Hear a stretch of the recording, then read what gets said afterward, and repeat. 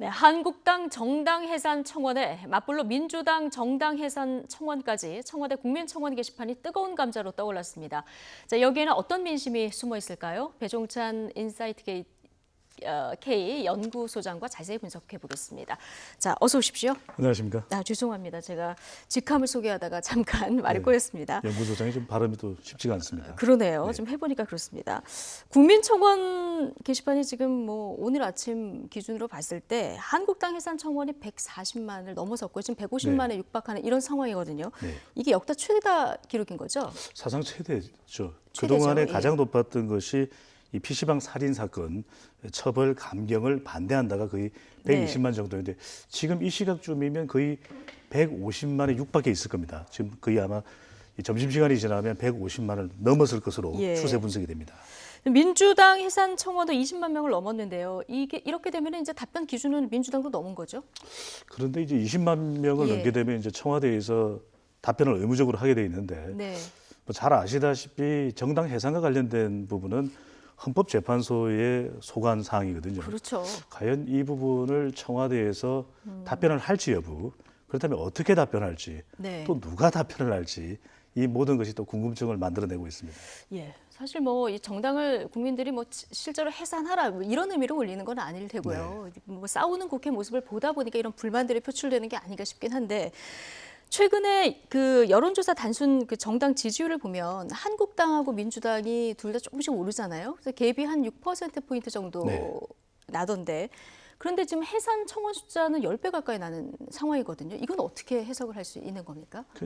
지지율이라고 하는 것은 간접적인 의사를 측정하는 것이죠. 물론 이제 응답자에게 어느 정당을 지지하는지 물어보지만 정당을 해산하는 이런 직접적인 질문을 묻지는 않습니다. 그렇다면 상대적으로 더불어민주당, 또 자유한국당, 정의당 등등의 정당에서 어떤 정당을 지지하는지 의사를 물어보게 되지만 이 국민청원은 직접적으로 의사를 전달하는 효과가 발생하는 것이죠. 직접적으로. 네, 그렇습니다. 국민 이 청원이라는 것 자체가 내가 청와대 국민청원을 올리게 되면 대통령이 볼 수도 있다. 또 청와대의 의사를 전달하는 것이기 때문에 그만큼 이것이 공론화될 수 있다는 기대감을 가지는 것이거든요. 바로 그것 때문에 이번 패스트트랙이 촉발점이 된 것이죠. 그래서 더불어민주당 지지층도 지지층이지만은 대통령에 대해서 이 정권의 정체성에 대해서 자유한국당 쪽에서 이제 아니다라는 그런 이 태도를 취했기 때문에 대통령 지지층 그리고 자유한국당에 대한 거부감을 가지고 있는 계층에서 적극적으로 국민청원을 참여하게 되는 거죠. 이 국민청원이 이런 분들이 조금 주도적이고 직접적으로 의사표시를 한다 이렇게 보면 되겠군요. 여론조사하고 다른 것은 여론조사의 차이는 결과적으로는 전화를 받는 사람이 응답을 하는 것이거든요. 근데 국민청원은 직접 본인이 청원을 하든 또 동참을 해야 되니까 그만큼 적극성이 필요로 되는 것이기 때문에 지금의 이 자유한국당 해산심판청원의 150여만 명 그리고 이 더불어민주당 해산심판청원의 한 20여만 명의 큰 이 차이는 바로 그 적극성 부분의 차이라고 볼 수 있겠습니다. 적극성 부분의 차이다. 그러니까 최근 그 동물국회 사태 책임이 어디에 있느냐 이 그 여론을 물었을 때도 국민들이 물론 이제 한국당 책임이 크다는 쪽이 많긴 합니다만은 그게 43%대 33%거든요. 그러니까 뭐 비등비등 나타났고 뭐 양쪽 다 책임이 있다. 공동 책임도 16%나 되는데 이렇게 그렇게 많이 벌어지는 또 차이는 아니거든요. 여론조사와 국민청원의 차이점을 분명히 또 인식을 할 필요가 있겠죠. 여론조사는 성, 남녀, 그리고 연령대별로, 그리고 지역별로 할당을 하게 됩니다. 그러니까 대표성을 가지게 되는 거죠. 골고루 의견을 청취하는 거라면 이 국민청원은 보다 더 어떤 이슈에 자극을 받아서 적극적인 의사를 표현하고 싶은 국민들이 이 청원을 하게 되고 동참을 하게 되는 것이거든요. 그만큼 지금은 그 대통령의 정체성을 부정하는 그런 자유한국당의 주장에 대해서 아주 강하게 적극적으로 대응을 한다고 보시면 될 것 같고요. 한편으로는 이 더불어민주당 해산심판청원에 대해서는 왜 숫자의 차이가 나타나느냐. 그러니까 우리가 어느 정당을 지지하는지 물어보는 것과 어떤 특정 정당을 싫어하지만 해산하라 라고 강하게 요구하는 것은 분명히 차이가 있거든요. 그 적극성과 정도의 차이가 이런 결과를 만들어 놓고 있는데 물론 지켜는 봐야 됩니다.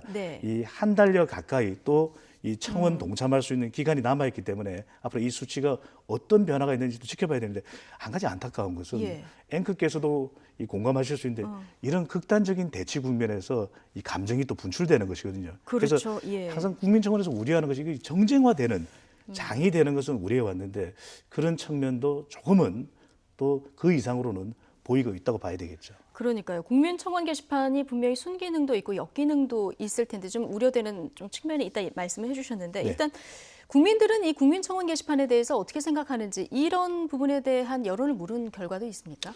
네, 아주 최근은 아니지만 이 국민청원이라는 것이 이 국민들이 그동안 의회 민주주의, 간접 민주주의에 상당히 또 피곤함도 있었거든요. 직접적으로 의사가 전달되지 않고 많은 시간이 걸린다. 그러니까 이 국민청원이 청와대 대통령에게 직접 전달할 수 있는 기능이 있거든요. 그 부분에 대해서 조금 시간이 또 된 그런 조사이기는 합니다만 긍정적인 의견이 10명 중 8명이 넘는 것으로 나타났거든요. 이게 언제? 지난해 이제 3월에 조사가 된 것인데 1년 정도 된 결과군요. 이 국민청원이 궤도에 올랐을 때 실시된 여론조사이기 때문에 그만큼 국민들은 국민청원이 어떤 거라는 걸 인식하고 있는 상황에서 조사가 됐는데 그만큼 국민들의 호응은 뜨겁다고 봐야 되겠죠. 네. 당시 뭐 상황, 이 국민청원 제도가 막 도입된 당시이기 때문에 조금 더 호응이 높았을 수 있다 이런 얘기를 해주셨는데 어쨌든 여러 가지 긍정 요인으로 꼽는 요인들을 뭔가 좀 봤더니 직접 소통 공간이 없었기 때문에 그런 부분에 대해서 조금 국민들이 호응을 해주셨던 것 같고 또 상대적으로 좀 의견 표출이 힘든 사회적 약자들이 있잖아요. 이런 분들이 의견을 표출할 수 있다는 점, 이런 점들이 좀 긍정적인 요인으로 꼽혔던 것 같아요. 그렇습니다. 이 가장 중요한 게 직접 의사를 전달할 수 있는 매력이 있거든요. 미국의 경우에도 We the People이라고 하는 국민청원 제도가 있습니다. 이 제도를 통해서 우리 청와대 국민청원이 또 벤치마킹을 한 그런 제도가 되는데 상당히 미국에서도 직접적으로 국민의 여론을 수렴할 수 있다는 점에서 긍정적으로 평가받고 있는 여론조사와는 또 차별화된 그런 기능이 있다고 볼 수 있겠죠. 또 부정적인 요인도 분명히 이제 있을 텐데 이게 확인되지 않은 사실이 공론화되는 부분, 이 부분에 대한 우려가 좀 컸고요. 또 하나는 뭐 이렇게 좀 단순한 분노의 배출 창구가 될 수 있다. 이런 우려도 좀 많았습니다. 억울한 일을 당했습니다. 이런 경우에는 또 그걸 일일이 다 청와대에서 대응하기는 또 어렵거든요. 한편으로는 과도한 의견 표출, 지나친 표현이 있는 경우 또 특정인에 대해서 공격하는 내용이 나오게 되면 이건 이 국민청원의 순기능이 아니고 또 이 많은 경우에는 이 법원에서의 판결에 대해서 억울하다. 근데 이건 사실은 삼법 이 분리의 원칙에 따라서 이 청와대에서 해결해 줄 수 없는 문제도 있거든요. 그래서 청와대가 그동안 지난해 뭐 연말께 이런 여론을 수렴하면서 개선 과정도 거쳤습니다. 그래서 앞서 말씀드렸던 대로 미국의 We the People이라고 하는 이 벤치마킹한 제도에 보면은 한 150여 명 정도의 이 동참 의견을 먼저 모아야만 청원이 등록되는. 그래서 우리는 지금 100명의 이 청원에 대해서 공감 의견을 얻어야만 이제 청원이 될 수 있는 그런 조금씩 개선이 되어가고 있는 그런 또 상황에 있습니다. 지금 말씀하신 거 들어보면 이제 순기능, 역기능이 분명히 있는데 조금 더 순기능의 역할을 강조하려고 하면 뭔가 보완책들이 좀 있어야 될 것 같아요. 어떤 것들을 좀 생각해 볼 수 있을까요? 가장 중요한 것은 결국 직접 민주주의, 국민청원의 순기능을 살려야 되는 쪽으로 가야 되겠죠. 그렇다면 이제 너무 과도한 의견이 표출되는 거죠. 그러니까 청와대에서 해결해 줄 수 없는 법원의 판결 문제, 또 한편은 특정인을 겨냥하는 것이죠. 특정인 이 사람이 너무 잘못됐기 때문에 청와대에서 바로잡아달라.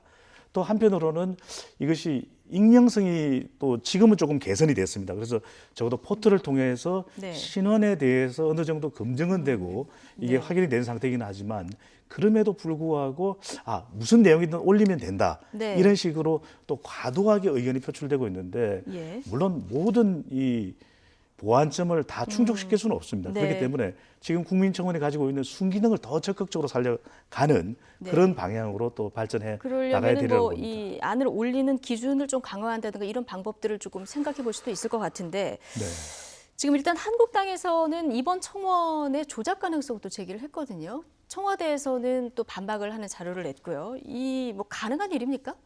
사실 이것이 가능하지가 않은데 이렇게 이제 근본적인 문제를 제기하면서 이것의 신뢰를 받을 수 없다. 이렇게 문제 제기를 하는데 그 이전에 반드시 갖춰야 될 요건은 우리가 팩트를 확인하는 것이거든요. 근데 청와대에서도 발표를 했지만 이런 공론의 장을 외부에서 아무런 이 제지 없이 또 시스템의 보완 없이 들어올 수 있다는 것은 어불성설이고요. 지금 청와대에서 발표된 것처럼 구글 어널리틱스를 통하면은 예. 또 다른 국가의 계정을 또 나타나기도 합니다만 그것보다는 실제 청원에 이 청원을 올리거나 동참한 사람들이 그러니까 아주 부정적인 의도를 가지고서 이 청원에 동참했다. 예. 그런 의심을 할 수 있는데 그건 지금 아닌 것이 지금 청와대 국민청원을 보더라도 대변인이 발표를 했죠. 국내가 대부분이고 미국과 일본은 또 대한민국 청와대 홈페이지를 들어오게 되는 거 한류도 있을 테고 또 한국에 대한 관심도 있을 테고 그 정도의 비율로 보입니다. 예, 알겠습니다. 어쨌든 지금 국회는 지금 국민청원 게시판에서도 이런 뭐 여론이 있습니다만은 국회는 꽁꽁 얼어붙은 이런 상황 아니겠습니까? 네. 조금 전에 여야 사당 원내대표의 기자회견 보셨는데 한국당 이제 들어와서 얘기를 하도록 우리가 의견을 듣겠다 얘기를 했지만 한국당 장외투쟁 그리고 20대 국회 종원을 고하는 이런 강경 투쟁 노선을 정했습니다. 자, 앞으로 이제 총선까지 1년 남았는데요. 이렇게 강경하게 나가는 한국당이 이 여론에는 어떤 영향을 미칠까요? 지지율에도 유리천장이라는 게 있거든요. 네. 그러니까 이걸 끌어모을 수 있는 보수 결집도 장애투쟁을 통해서 단기적 효과는 거둘 수 있는데 예. 자유한국당이 결국 또 총선을 위한다면 중도층을 이제 또 유입을 시켜야 되는데 이러려면은 사실은 대안을 가지고 장애투쟁 이상의 예. 이 국민들에게 호소할 수 있는 정책 제시 또 예. 패스트트랙이라는 게 단방 끝난 게 아니거든요. 그다음에 실제 이것이 본회의 상정 이전에 예. 자유한국당의 안은 무엇인가 이걸 통해서 중도층이 보기에 그것이 더 설득력이 있네 이런 접근이 반드시 필요하겠죠. 아, 그렇군요. 유리천장이 또 여기도 존재를 하는군요. 네. 알겠습니다. 오늘 얘기는 여기까지 듣겠습니다. 자, 배종찬 소장이었습니다. 고맙습니다. 감사합니다.